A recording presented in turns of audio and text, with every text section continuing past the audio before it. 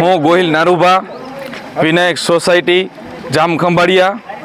આજ રોજ અમે આ રાજપૂત સમાજ જેટલો ભેગો થયો છે એ અમારું એક જ કારણ છે કે આજ દી સુધી ક્ષત્રિય સમાજે માથા આપ્યા છે, બલિદાન કર્યું છે, અને એ પણ ક્ષત્રિય સમાજે પોતાના હિત માટે કાંઈ નથી કર્યું કે પોતાની બેન દીકરી માટે કાંઈ નથી કર્યું. કોઈ બી બેન દીકરી હશે, કોઈ બી સમાજની બેન દીકરી હશે, ગાયું હશે, જ્યાં જ્યાં ક્ષત્રિયને જરૂર પડી હોય ત્યાં ક્ષત્રિયએ પોતાના લોહી રેડી દીધા છે. અને આ રૂપાલા સાહેબને પણ એટલી ખબર હોવી જોઈએ કે ક્ષત્રિય હતા તો હિન્દુસ્તાન રહ્યો છે, નકર ના રહેત. આજ તમારે પણ વિચાર કરવો જોઈએ કે તમે સહી સલામત છો તો એ દુઆ દ્યો ક્ષત્રિયને કે ક્ષત્રિય બચ્ચા હતા ને ત્યારે તમે આજ તમારા ઘરે આરામથી રોટલો ખાઈ શકો છો, ત્યારે આજ તમે રાજકારણમાં આવી શક્યા છો. આજ ક્ષત્રિય સમાજનો તમે આવો અનદેખી કરી, આજ તમે ક્ષત્રિય સમાજને કાંઈ ના લેખી અને અમારા વિશે જે ખરાબ શબ્દો બોલ્યા છો ને અમને ખરેખર બહુ જ ખોટું લાગ્યું છે. તમારા જેવા મોટા વ્યવસ્થિત નેતાઓ આજ મંત્રી પદ સંભાળીને બેઠા છો અને તમારા વિચારવાણી આવી હોઈ શકે? ખરેખર આ તમારી વિચારવાણી છે કે ભાજપ સરકારની છે? અમને કાંઈ સમજાતું નથી. અને જ્યાં સુધી રૂપાલા સાહેબ સવાલ રહ્યો તમારો, અમારી ટિકિટ જ્યાં સુધી રદ નહીં થાય ત્યાં સુધી ક્ષત્રિય સમાજ આ જ રીતે આંદોલન ચાલુ રાખશે.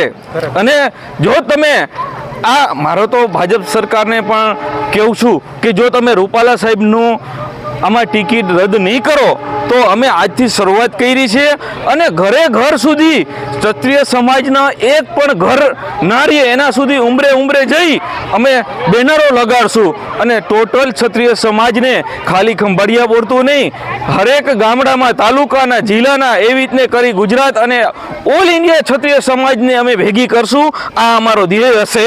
અને છેલ્લે જો ભાજપ સરકાર કાંઈ નહીં કરે તો અમે ભાજપ સરકારનો પણ બહિષ્કાર કરશું. આ અમારો ધ્યેય છે, આ અમારો ક્ષત્રિય સમાજની માગ છે. માટે અમે ભાજપ સરકારને કહી છે કે જેમ બને તેમ રૂપાલાને બહાર કાઢો, એની ટિકિટ રદ કરો. આના સિવાય અમારી કોઈ માંગ નથી, આના સિવાય અમારું કોઈ સમાધાન નથી. હું જેઠવા શાંતુબા ગજેન્દ્રસિંહ. રૂપાલિયાની ટિકિટ રદ થવી જોઈએ અમારી જે ક્ષત્રિય સમાજ વિશે જે બોલ્યા છે એના હિસાબે અમે એનો તિરસ્કાર કરીએ છીએ.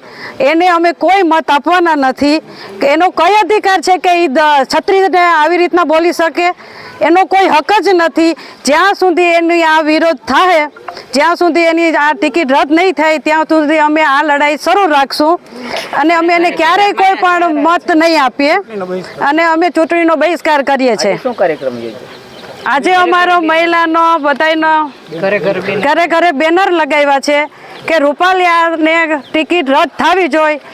એના માટેનું અમે આ જ્યાં સુધી એનું ટિકિટ રદ નહીં થાય ત્યાં સુધી અમારી લડાઈ અમે ચાલુ રાખશું.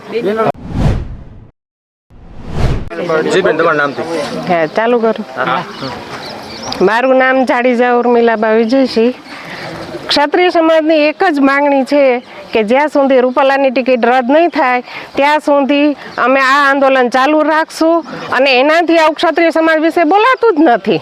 એને કયો હક છે? આજથી જ અમે બધા ઘરે ઘરે બેનર લગાવીને બહિષ્કાર કરશું ચૂંટણીનો. જ્યાં સુધી એની ટિકિટ રદ નહીં થાય ને ત્યાં સુધી.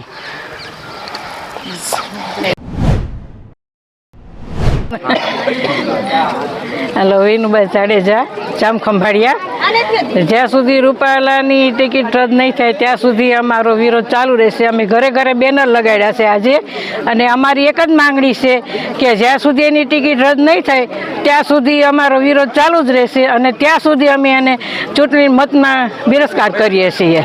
ત્યાં સુધી અમે કોઈ એને ટિકિટ મત દેશું નહીં.